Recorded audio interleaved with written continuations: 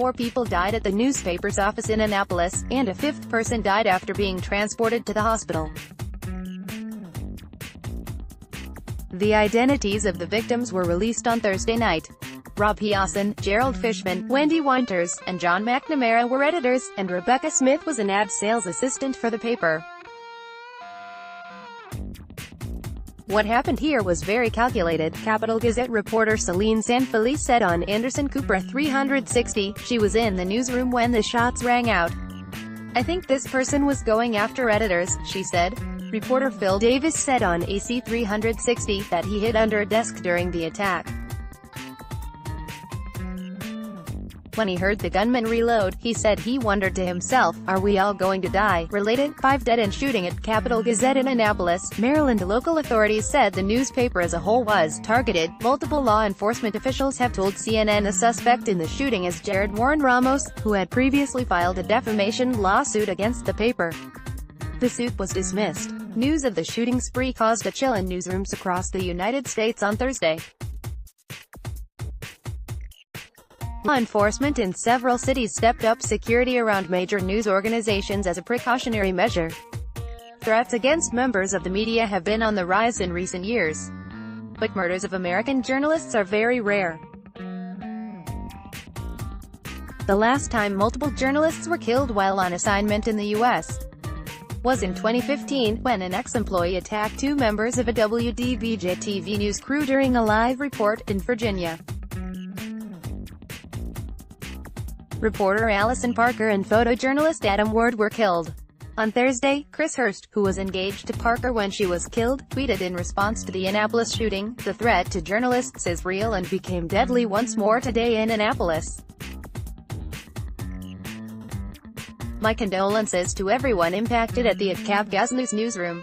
The Committee to Protect Journalists, which tracks threats to journalists around the world, said that 7 journalists have been killed in relation to their work in the United States since the group began its tracking effort in 1992. The group noted that a music journalist was killed in Chicago earlier this year, but CPJ is still investigating the motive for that killing. "Newspapers like the Gazette do vital work, and our thoughts are with them amid this unconscionable tragedy," the group's executive director Joel Simon said in a statement. "Violence against journalists is unacceptable, and we welcome the thorough investigation into the motivations behind the shooting." CPJ's database includes 1 journalist death on 9/11, a freelance news photographer. 6 broadcast engineers working for TV stations were also killed in the terror attacks, for a total of 7 members of the news media. That's why Thursday's death toll of 5 stands as the deadliest day for the industry since the terror attacks. Capital Gazette Communications publishes multiple papers, including the Capital and the Maryland Gazette. Danielle Ohl, a reporter for the Capital, pointed out on Twitter that the shared newsroom has about 20 news staffers, a few more advertising. Despite the attack, the Capital will still be publishing a newspaper Thursday night. Multiple newsroom staffers, plus reporters from its parent company, the Baltimore Sun, are working on stories for Friday's edition. The Sun is owned by Tronc, which operates papers in many local markets. Tronc executives are on the way to Annapolis, according to an internal memo from CEO Justin Dearborn Thursday night. In the memo, obtained by CNN, Dearborn said that, out of abundant precaution, we are increasing security presence at the company. He also reminded employees that counseling and support services are available. The company's papers in Maryland will have counselors on site in the coming days.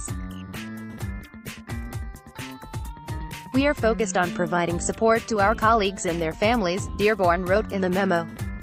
Members of our corporate leadership team are traveling to Maryland immediately to assist our local leadership and employees in Annapolis and Baltimore. CNN Money, New York, first published June 28, 2018, 9:26 p.m. Eastern Time.